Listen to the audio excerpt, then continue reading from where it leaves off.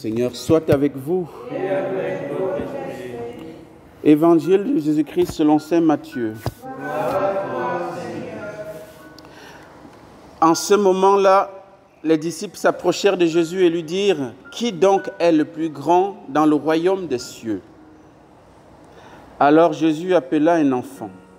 Il le plaça au milieu d'eux et il déclara « Amen, je vous le dis, si vous ne changez pas pour devenir comme les enfants, vous n'entrerez pas dans le royaume des cieux. Mais celui qui se fera petit comme cet enfant, celui-là est le plus grand dans le royaume des cieux. Et celui qui accueille un enfant comme celui-ci en mon nom, il m'accueille moi. Gardez-vous de mépriser un seul de ce petit, car, je vous le dis, leurs anges dans les cieux voient sans cesse la face de mon Père qui est aux cieux. Quel est votre avis? Si un homme possède 100 brebis et que l'une d'entre elles s'égare, ne va-t-il pas laisser les 99 autres dans la montagne pour partir à la recherche de la brebis égarée? Et s'il arrive à la retrouver, amen, je vous le dis, il se réjouit pour elle, plus que pour les 99 qui ne se sont pas égarés.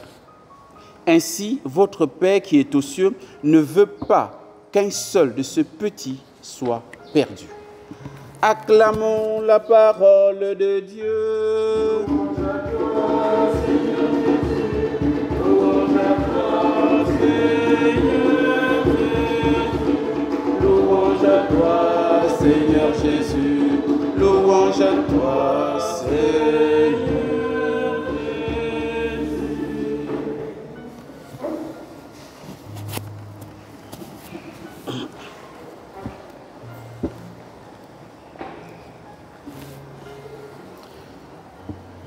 Qui est le plus grand dans le royaume des cieux?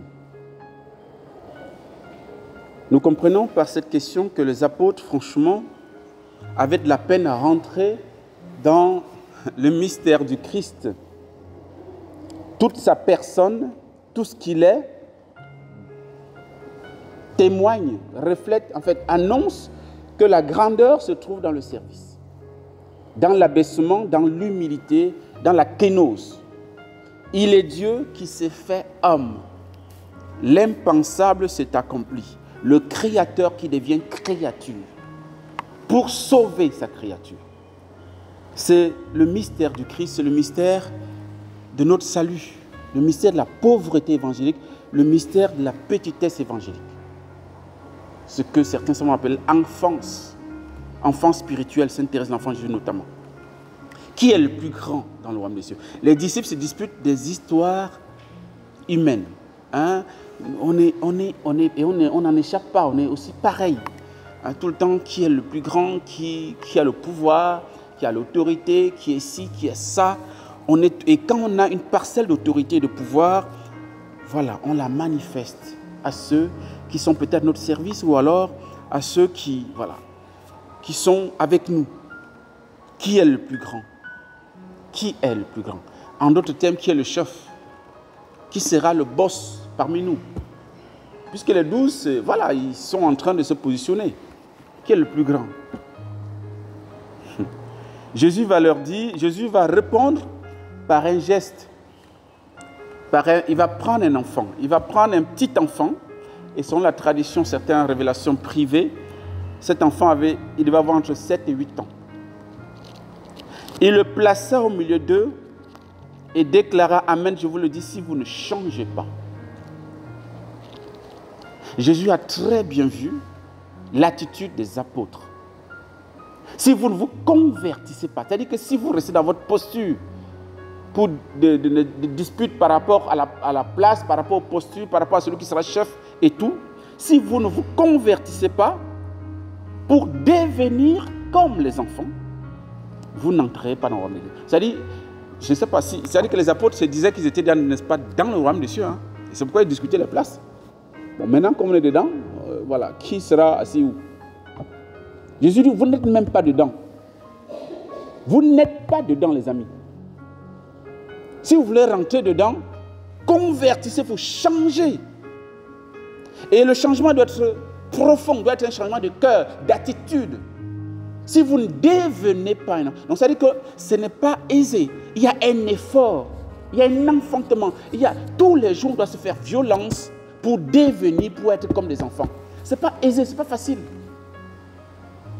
Surtout quand on est grand barbu comme nous, ce n'est pas évident d'avoir l'attitude des enfants. Mais c'est celui qui se fera petit, comme cet enfant, celui-là est le plus grand dans le royaume des cieux. Je pense que je l'ai déjà dit ici, mais Jésus ne demande pas de rentrer dans le sein maternel pour devenir enfant, ou bien d'être nostalgique de notre enfance. Il ne s'agit pas de ça. Il ne s'agit pas de redevenir bébé, enfant. Non, il s'agit de regarder, de copier l'attitude de l'enfant. Comment les enfants se comportent. Il y a au moins 3 choses, n'est-ce pas, qui caractérisent les enfants. Et qu'il faudrait que nous puissions adopter cette même attitude. La première chose, c'est la dépendance. En fait, l'absence de l'autonomie. L'enfant n'est pas autonome par lui-même. Et il le sait. L'enfant est dépendant de l'autre. Dépendant des adultes, de ses parents. Deuxième chose, l'enfant est insouciant. Ce qui va se passer demain, ce n'est pas son problème. Est-ce que papa a l'argent pour payer la nourriture, ou bien pour, je ne sais pas, ce n'est pas son problème. Il ne cherche pas à savoir. Il est insouciant.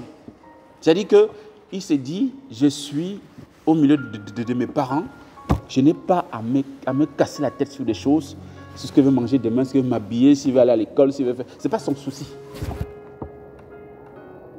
Troisième chose, l'enfant se laisse aimer.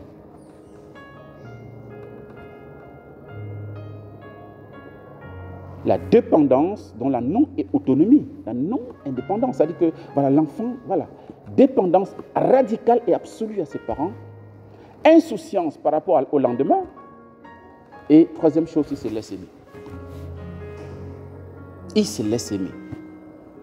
Et il est naturel. L'enfant ne joue pas une comédie, il ne joue pas un personnage. On peut m'ajouter ça. L'enfant n'est pas là pour faire... Non, il n'est pas là pour faire le cinéma, pour montrer ce qu'il n'est pas. Il se présente tel qu'il est. C'est la même attitude que le Seigneur nous invite à avoir. Si nous voulons entrer au ciel. Sinon, c'est très facile, hein? Franchement, c'est trop facile. Non, mais je prie, donc je vais à l'église, je fais ci, je fais ça, je suis à tel niveau, je suis baptisé, communié, confirmé, je suis marié à l'église, je suis prêtre, je suis tout ce que je veux. Voilà. Mais ça ne suffit pas. Les apôtres ne sont pas dans le royaume des cieux. Si je m'en tiens à ce texte. Si vous voulez entrer, vous devenez comme cet enfant qui est devant vous. Ensuite, ça c'est l'attitude personnelle qu'il faut adopter. Ça c'est la première chose à faire par rapport à nous. Deuxième chose, accueillir l'enfant. Il faut accueillir celui qui accueille un enfant comme celui-ci, en mon nom, il m'accueille moi. Ça touche d'abord les enfants en bas âge. L'amour que nous aurons pour les enfants, l'attitude que nous aurons par rapport aux enfants. N'ayons pas une attitude prédatrice, une attitude d'écrasement, n'est-ce pas, de domination. Ayons une attitude de respect. Parce qu'en voyant un enfant, nous voyons le Christ. Mais plus encore, le petit aussi désigne toute personne, tout disciple du Christ qui peut s'égarer, qui est même égaré. Puisque la parabole qui va suivre, c'est par rapport aux 99 brebis.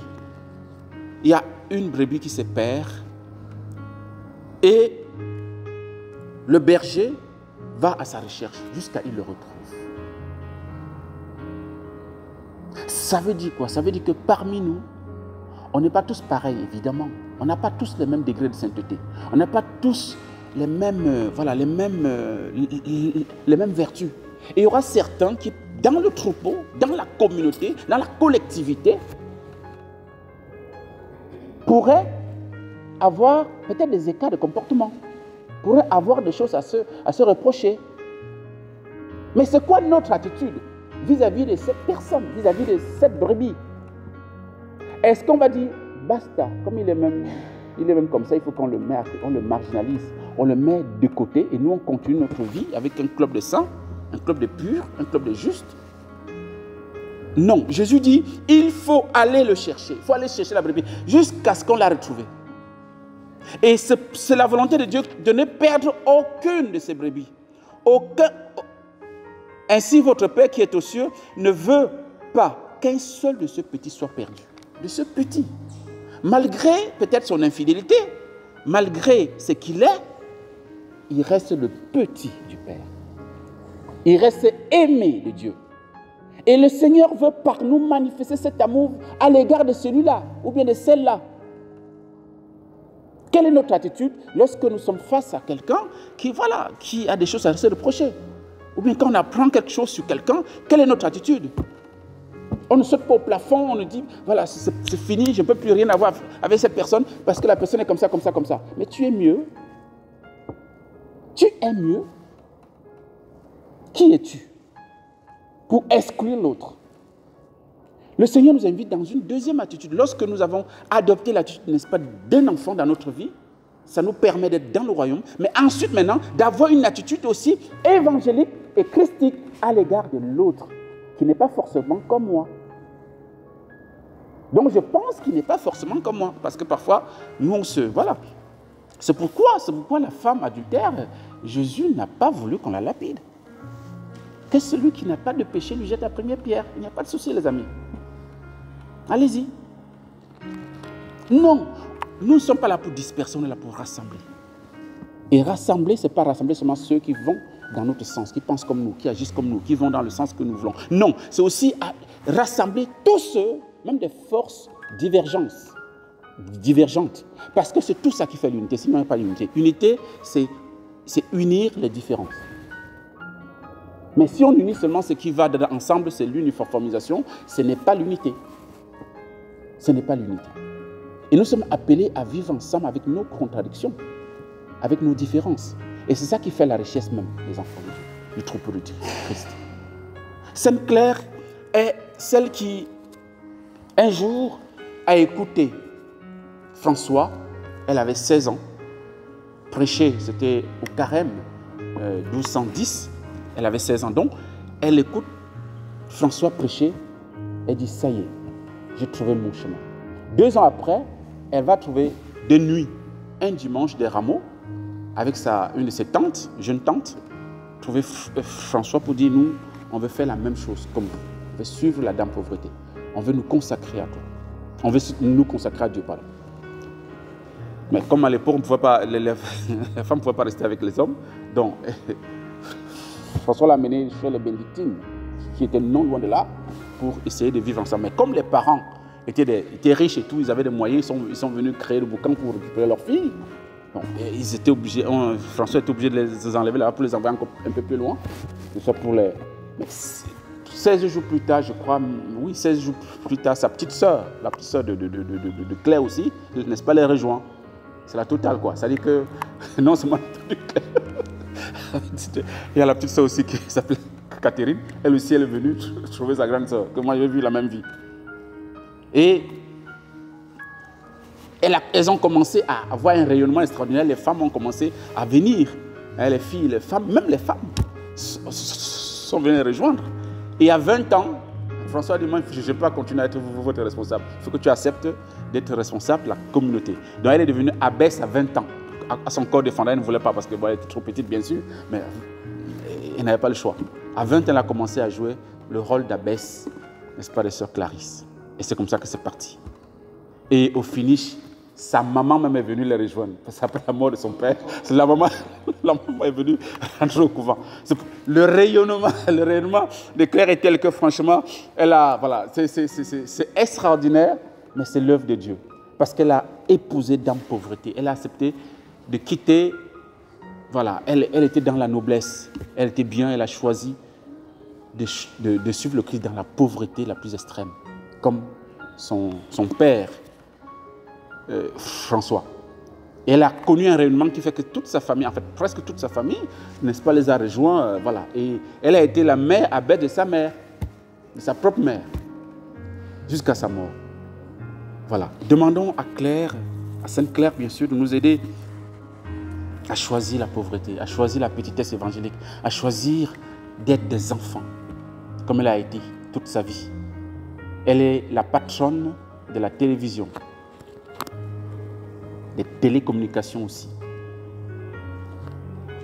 Et aussi même des aveugles, puisqu'on dit que à Noël, Noël était malade. Elle était malade pendant 30 ans. Elle a, depuis de 31, de 1231 jusqu'à sa mort, jusqu'en 1253. Et elle était, n'est-ce pas, dans son lit couchée. Elle ne pouvait pas se lever. Et étant dans sa chambre couchée, elle a assisté à la messe, elle a participé à la messe du début à la fin, jusqu'à communier. Comment? Dieu seul sait. Donc c'est à partir de là qu'on a fait d'elle la patronne de la télévision. C'est-à-dire c'est comme si elle voyait tout sur écran. Et puis voilà. Et, voilà. Prions-la pour qu'elle nous aide franchement à nous accrocher, à être persévérants dans notre choix, notre suite du Seigneur, quel que soit ce que nous sommes. Quel que soit notre état de vie, et de choisir la petitesse évangélique par rapport d'abord à notre vie, mais aussi à l'égard, n'est-ce pas, des autres qui sont des petits, qui sont des signes de la présence du Christ au milieu de nous. Amen.